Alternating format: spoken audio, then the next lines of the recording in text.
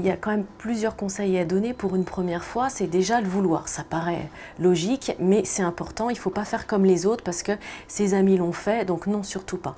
Il faut le vouloir et puis choisir le bon partenaire. Généralement, quelqu'un qu'on apprécie vraiment beaucoup, voire qu'on aime.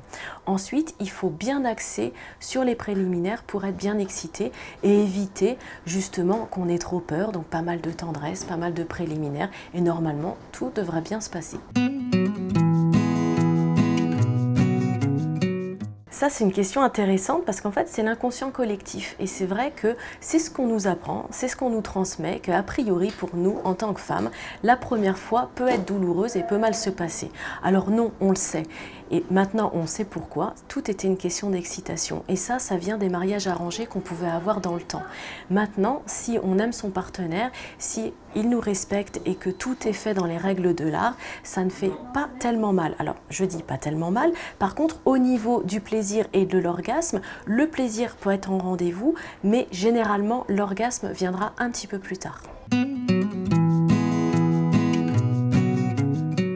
Faire l'amour, non, ça ne s'apprend pas. Ça se ressent en fonction de son partenaire et des différentes circonstances. Maintenant, ce qui est sûr, c'est qu'il ne faut surtout pas essayer d'apprendre en regardant des films pornographiques, puisque ce n'est absolument pas la réalité. Donc là, j'ai un conseil à donner, c'est suivre son instinct, ne pas trop se poser de questions et y aller quand on en a envie.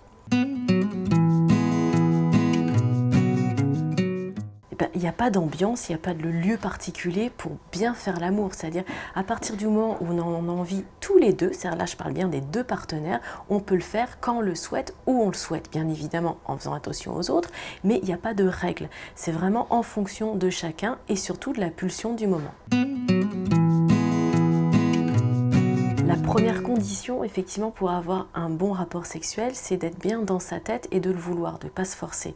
À partir de là, effectivement, on est capable et surtout physiologiquement, on peut avoir un rapport sexuel.